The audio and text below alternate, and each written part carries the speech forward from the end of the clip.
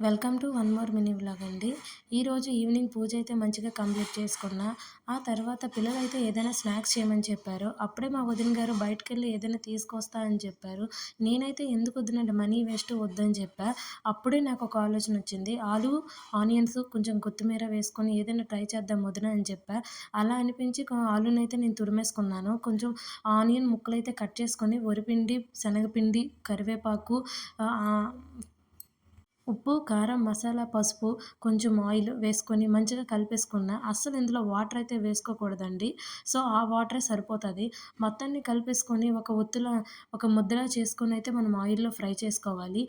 Taste అయితే చాలా బావుందండి. దీన్నైతే సాస్‌తో కలిపైతే తినాలి. తింటే మాత్రం చాలా అంటే చాలా బావుంది. దీన్నేమంటారో మాకు తెలీదండి. ఒకసారి తెలిస్తే మాకు కామెంట్ బాక్స్‌లో కామెంట్ చేయండి. అదే విధంగా ఎండలైతే ఎక్కువగా ఉన్నాయండి. బయటికైతే ఎవరు వెళ్ళొద్దు. ఈవినింగ్ 4:00 తర్వాత ఎళ్ళండి. సో, నా వీడియో మీకు నచ్చినట్లయితే ఒక లైక్, ఒక షేర్, ఒక సబ్స్క్రైబ్ చేసుకోండి. Please friends, bye.